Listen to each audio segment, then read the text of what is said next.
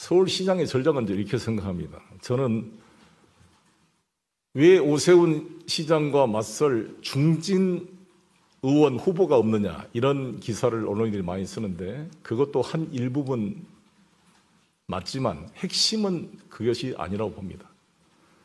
우리는 지난번 4.7 보궐선거와 이번 대통령 선거에서는 철저히 부동산 정책 때문에 서울 시민의 응징을 받은 거 아닙니까? 누구나 부정할 수 없는 거 아니겠습니까? 제가 우리 민주당 당원, 어제도 우리 유영 의원님과 몇몇 동작구에 있는 우리 여성 당원들 만났더니 자기가 뼈 빠지게 돈 벌어서 집 2채를 샀는데 종부세가 나와가지고 자기는 너무너무 부담이 돼서 이거 아니면은 이번 서울시장 선거 해보나 마납니다.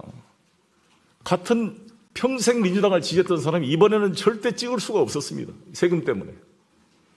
제가 송파에서 택시를 타고 왔더니 택시기사 한 분이 그러더라고요. 자기가 평생 모은 돈으로 집을 하나 사서 아들, 딸, 며느리 임대해서 지금 다가구 주택을 하고 있는데 종부세 때문에 종부세를 못 내 지금 죽겠다라고 이야기를 하고 있습니다.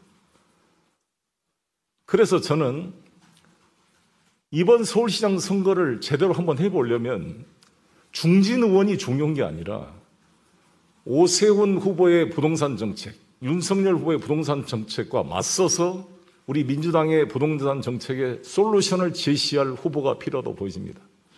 동시에 문재인 정부의 잘못된 부동산 정책에 대한 철저한 반성과 그것을 개선할 수 있는 의지와 조건을 갖는 후보가 필요하다고 보여집니다. 여러분 아시다시피 저는 당대표가 됐을 때 종부세 9억을 11억으로 완화시키자고 강력히 주장했습니다. 김진표 의원님을 부동산 투기위원장으로 임명해서 유동수 부위원장과 함께 종부세 완화 방안을 만들었고 양도소득세를 9억에서 12억으로 면세점을 올리자는 안을 만들었습니다. 언론인 여러분 기억하시겠지만 그때 우리 당의 70여 명의 의원들이 부자 감세라고 반대를 했습니다.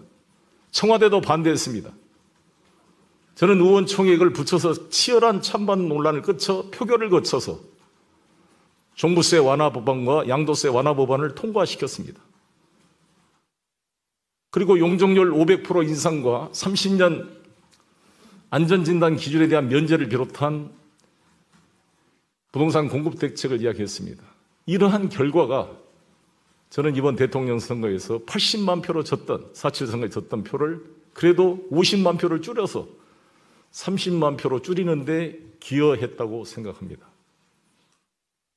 저는 이 부동산 문제에 대해서 정확한 대응을 하지 못하면 선거 하나만 하다고 생각합니다. 이번 서울시장 선거 역시.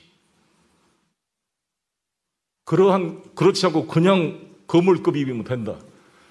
거물급이든 새로운 청년이든 간에 중요한 것은 우리 서울 시민들이 아파하고 가장 답답해하는 문제를 해결해야 됩니다.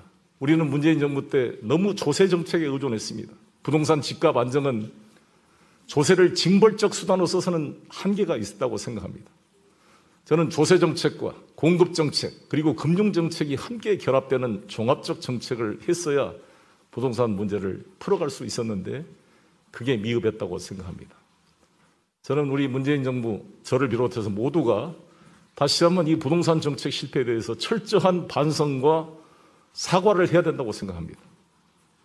그리고 그에 대한 대안을 제시해서 지금 윤석열 인수위가 말한 대로 다시 뉴스테이를 부활하고 무조건 500% 용적률만 부활하면 다시 부동산 투기 천국으로 돌아갈 위험이 매우 큽니다.